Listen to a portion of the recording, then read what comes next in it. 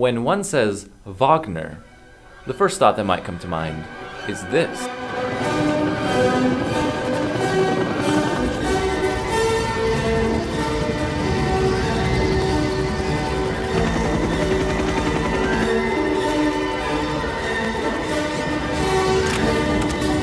Or if you're in college, it might be this. Or hopefully even this.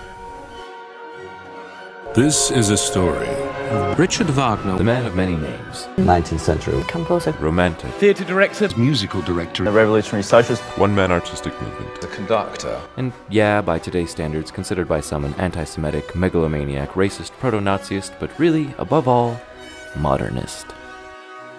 Wagner's operatic works are his primary artistic legacy. But first we have to make our proverbial cake before we can eat it. Born 22nd of May, 1813 in Leipzig, the German kingdom of Saxony, Wilhelm Richard Wagner was the son of Friedrich, a policeman, and Johanna, a baker's daughter. 6 months later, Friedrich dies, and Richard is raised by actor and playwright Ludwig Geyer, from whom Wagner picked up his love of the theater, often participating in his performances as a child. Wagner began writing his first drama at 13. A tragedy called Leopold, strongly influenced by Shakespeare and Goethe. He was determined to set it to music and so persuaded his family to allow him lessons. Thus started Wagner's career as a musician and composer, citing Beethoven as a major influence. At 16 years old, he saw a performance by a famous dramatic soprano of the time, and she became his ideal of the fusion of drama and music in opera. In his autobiography, Wagner wrote, "When I look back across my entire life, I find no event to place besides this in the impression it produced on me," and claimed that the profoundly human and ecstatic performance of this incomparable artist kindled in him an almost demonic fire. His musical talent grew so quickly that his composition teacher refused any payment for his lessons. At 19, Wagner composed his symphony in C major and got a job as a choir master at the local theater. At the age of 20, he completed his first complete opera, Die Feen. It only premiered shortly after the composer's death. Wagner's second opera opened on the verge of its theater's financial collapse, which left him with a very large debt. A very large debt that would plague him for most of his life. And so Wagner carried on, married, moved around Europe, and continued writing. He began writing The Flying Dutchman in full romantic swing, inspired by a stormy sea escape from his creditors. Well, that's where I get all my best ideas too. Wagner's middle stage operas are often referred to as his romantic operas. These three operas are considered to represent a significant developmental stage in Wagner's music and operatic maturity in regards to thematic handling, portrayal of emotions, and orchestration. Wagner was becoming a household name in Germany and beyond, as these three operas were primarily the ones that spread his fame during his lifetime. The roots of Romanticism began in Germany at the turn of the 19th century. This emotional, sentimental, and individualized revolt against Enlightenment values, at its peak, gave birth to an age of liberalism, radicalism, and such bold characters like the romantic hero, and it is forever linked with its growth of nationalism. Wagner often wrote about his undying love for the German state and carried anti-Semitic views all of his life. He argued that Jews had no connection to the German spirit, and because of their, quote, Jewishness, were only capable of producing shallow and artificial music to achieve popularity and financial success, as opposed to creating genuine works of art, and thus they were unable to truly comprehend the mysteries of German music and language. However, despite his very public views on these themes, throughout his life, Wagner had Jewish friends, colleagues, and supporters. Richard was a starving artist for most of his life, writing articles and arranging operas for other composers. For the next several years, he mingled with other artists, staged some of his operas, and got mixed up in radical left-wing politics. Active among socialist German nationalists, he regularly received such guests as radicals and Russian anarchists, which hurt his reputation. In 1849, the saucy young Wagner took part in a failed revolution in Dresden, Saxony, and had to flee when the warrants were issued for the revolutionaries' arrest. He settled in Zurich, Switzerland, until the political ban lifted 12 years later. During his exile, Wagner completed Lohengrin, which was staged in his absence by Franz Liszt, a close friend. During this time, he also conducted for Queen Victoria in London. The Queen enjoyed his Tannhäuser overture and spoke with Wagner after the concert, writing of him in her diary that he was short, very quiet, wears spectacles, and has a finely developed forehead, a hooked nose, and projecting chin. At 38, Wagner wrote an innovative book-length essay titled Opera and Drama, setting out his ideas on the ideal characteristics of opera as an art form. Wagner described the aesthetics of drama that he was using to create the Ring operas, which are among his most famous works, and attempted to explain and reconcile his political and artistic ideals. Unlike most opera composers, who generally left the task of writing the libretto to others, Wagner exclusively wrote his own libretti, which are the books containing all the text, lyrics, and direction for his operas, and he referred to them simply as poems. By 1852, he had completed the libretti for 2 out of 4 Ring Cycle operas. The concepts expressed in opera and drama effectively renounced all his previously written operas. Partly in an attempt to explain his change of views, Wagner wrote, "I shall never write an opera more, as I have no wish to invent an arbitrary title for my works. I will call them dramas. At a specially appointed festival, I propose, some future time, to produce those 3 dramas with their prelude in the course of 3 days and a 4 evening." In 1857, he wrote the tragic love story of Tristan und Isolde, inspired by the philosophy of Arthur Schopenhauer.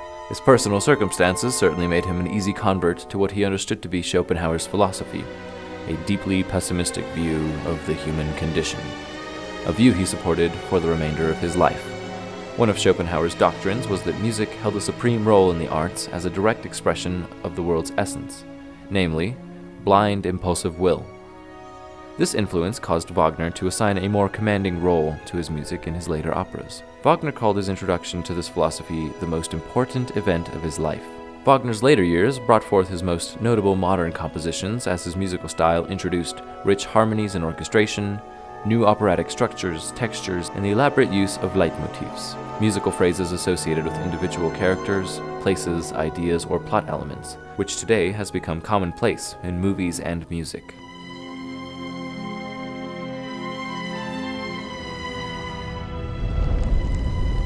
It began with the forging of the great rings.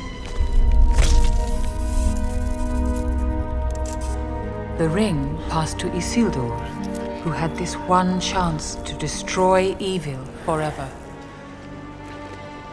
The One Ring.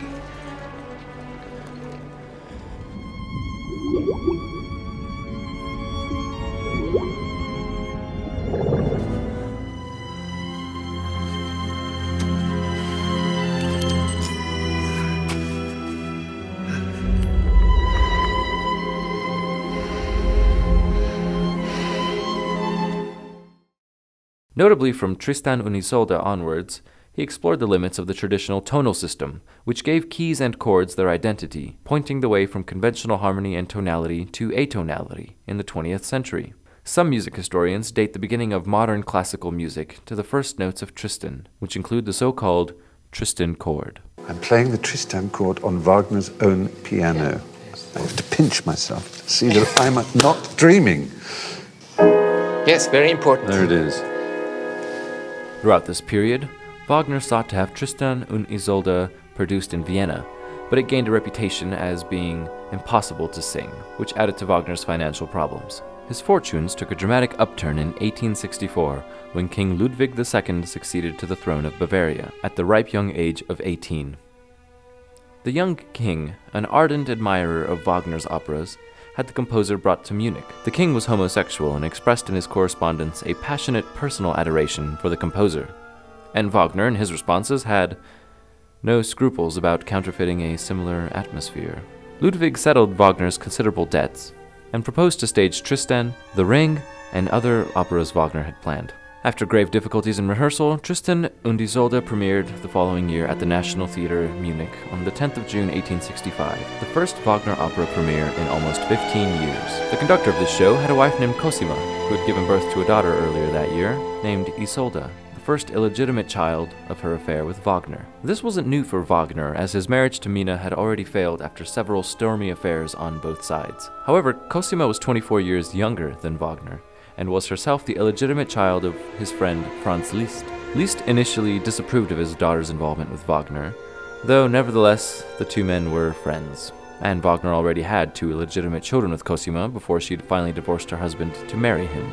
Through this public scandal and his prior political reputation, Wagner fell into deep disfavor with many leading members of the court, who were suspicious of his influence on the king. In December of 1865, Ludwig was reluctantly forced to ask the composer to leave Munich, but not before settling him in a cozy Swiss villa where he could finish his Ring cycle until his new opera house had opened. In 1871, Wagner moved to Bayreuth in northern Bavaria, which was to become the location of his new opera house, the Bayreuth Festspielhaus. The town council donated a large plot of land called the Green Hill as the site for the theater. Wagner initially announced his first Bayreuth festival, at which, for the very first time, the ring cycle would be presented complete. To raise funds for the construction, Wagner societies were formed in several cities, and he began touring Germany conducting concerts. Early in 1874, with the project on the verge of financial collapse, King Ludwig came through and provided a loan. The theater was completed in 1875 and the festival scheduled for the following year. Wagner was responsible for several theatrical innovations at Bayreuth. The first, dimming the lights in the auditorium, and then placing the orchestra in a pit out of view of the audience. These innovations were all part of his ideal of Gesamtkunstwerk.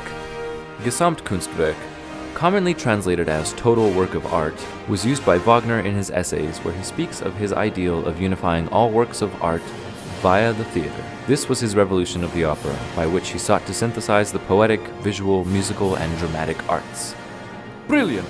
According to Wagner, the Greek tragedies of Aeschylus had been the finest, though still flawed, examples so far of total artistic synthesis, but that this synthesis had subsequently been corrupted by Euripides. Wagner felt that during the rest of human history up to present day, the arts had drifted further and further apart, resulting in such monstrosities as the lavish grand opera, which betrayed art for spectacle and sensationalism. Wagner also criticized grand opera works for having effects without causes, and felt that they celebrated high-energy bravura singing and meaningless plots. In opera and drama, he took these ideas further, describing in detail his idea of the union of opera and drama, in which the individual arts are subordinated to a common purpose. Wagner's own ring cycle represents the closest, perhaps, that he or anyone else has actually come to realizing these ideals. He developed a compositional style in which the importance of the orchestra is equal to that of the singers. The orchestra's dramatic role in the later operas includes the use of leitmotifs. Their complex interweaving and evolution illuminates the progression of the drama. These operas are still, despite Wagner's reservations, referred to by many writers as music dramas. Der Ring des Nibelungen, The Ring of the Nibelung, often called the Ring Cycle, is Wagner's most famous work alongside Tristan und Isolde. It is an epic tetralogy, loosely based on characters from the Norse sagas. Taking Wagner about 26 years to complete these operas, he specifically developed the libretti for them according to his concepts of ancient Greek drama, in which tetralogies were a component of Athenian festivals. The four operas that constitute the Ring Cycle are Das Rheingold, Die Walküre, Siegfried, and Götterdämmerung. The Festspielhaus finally opened on the 13th of August 1876, when Wagner was 63. With Das Rheingold, the Bayreuth Festival saw the premiere of the complete cycle, performed as a sequence as the composer had intended. The festival consisted of 3 full ring cycles over 5 days, each with a runtime of 15 hours, and is the only undertaking of such size to be regularly presented on the world's stages. At the end, critical reactions ranged between divinely composed to the dream of a lunatic. Amongst the disillusioned were Wagner's friend and disciple Friedrich Nietzsche, who was bitterly disappointed by what he saw as Wagner's pandering to increasingly exclusivist German nationalism and cultural decay via bourgeois decadence. His breach with Wagner began at this time. However, the festival firmly established Wagner as an artist of European, and indeed world importance. Other attendees included Kaiser Wilhelm I, Camille Saint-Saëns, and Pyotr Tchaikovsky. Following the Bayreuth Festival, Wagner started working on his final opera called Parsifal. It was to premiere 6 years later at the second Bayreuth Theater Festival. After this festival, Wagner and his family journeyed to Venice for the winter.